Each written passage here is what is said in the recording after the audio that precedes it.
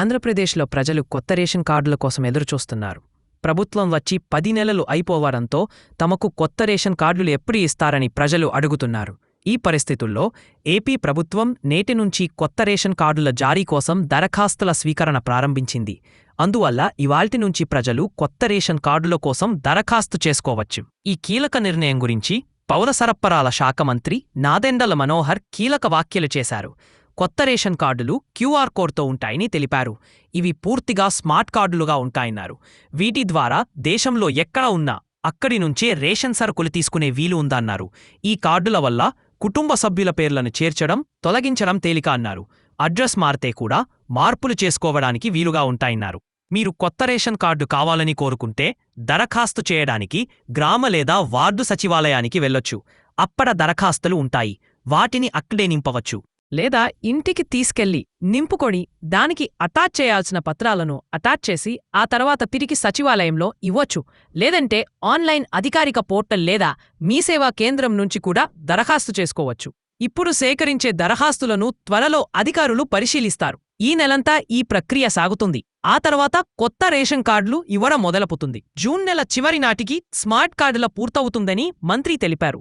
ఇప్పటివరకు 3,28,000 దరఖాస్తులు వచ్చాయని, అవి ఆల్రెడీ ఉన్న రేషన్ కార్డుల్లో మార్పులు చేర్పుల కోసం ఉన్నాయని వెల్లడించారు. ఈ కొత్త రేషన్ కార్డులు చిన్నగా ఉంటాయి, ఏటీఎం కార్డు సైజులో ఉంటాయి. కానీ వీటిలో అన్ని వివరాలు స్మార్ట్గా స్టోర్ అవుతాయి.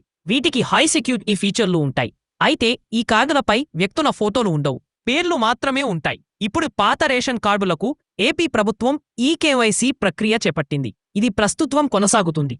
ఇది పూర్తయిన తరువాత పాత రేషన్ కార్డుల స్థానంలో కొత్త స్మార్ట్ కార్డులు ఇస్తారు. దరఖాస్తు చేసుకోవడానికి వ్యక్తులు ఆంధ్రప్రదేశీ శాశ్వత నివాసి అయి ఉండాలి.